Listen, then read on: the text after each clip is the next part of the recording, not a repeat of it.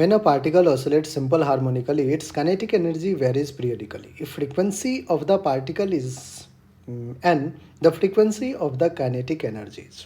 बच्चों अगर अपन डिस्प्लेसमेंट का इक्वेशन लिखें तो x is equals to a sin omega t है। और आप कह सकते हैं कि displacement of this particle performing SHM, अगर इसके हम फ्रीक्वेंसी की बात करें तो इसका एंगुलर फ्रीक्वेंसी क्या है, ओमेगा। एंगुलर फ्रीक्वेंसी क्या है बच्चों, ओमेगा है। और लीनियर फ्रीक्वेंसी क्या होगा, तो ओमेगा इज 2πf, 2π कांस्टेंट है तो f, तो एंगुलर फ्रीक्वेंसी ओमेगा और लीनियर फ्रीक्वेंसी f। अब अगर मैं वेलोसिटी की बात करूँ तो वेलोसिटी क्या हो जाता है, velocity will be A omega, differentiate कर रहे हैं बच्चों dx/dt, तो A omega sine omega T का differentiation cos of omega T. अगर मुझे काइनेटिक एनर्जी लिखना रहे तो kinetic energy half of m into V square होता है, that is half m V square, V is A square omega square cos square omega T. अब देखिए cos square omega T है तो कॉस तो खुद ही वेरी कर रहा है ना, कॉस स्क्वायर ओमेगा टी। इसको लिखिए आप इस टर्म में half of m A square omega square cos square omega T को बच्चों cos of 2 omega T plus 1/2 लिख सकते हैं। ये कहाँ से लिखा बच्चों, कॉस स्क्वायर थीटा।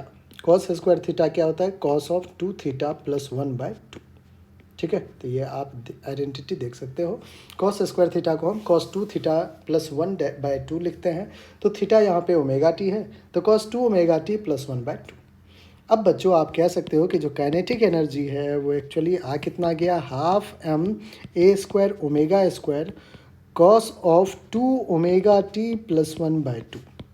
तो अब इसका अगर आपसे एंगुलर फ्रीक्वेंसी पूछा जाएगा तो अब इसका एंगुलर फ्रीक्वेंसी क्या है, 2 ओमेगा, तो लीनियर फ्रीक्वेंसी क्या हो जाएगा 2f।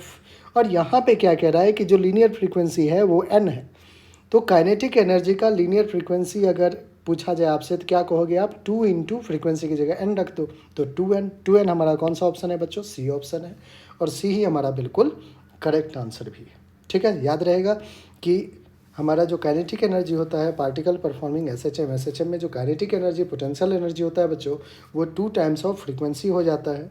ठीक है, और डिस्प्लेसमेंट का फ्रीक्वेंसी अगर f हो तो टोटल एनर्जी कांस्टेंट रहता है, उसकी जो फ्रीक्वेंसी होती है वो 0 होती है, क्योंकि जो कांस्टेंट है वो थोड़ी नहीं चेंज होती है। ठीक है।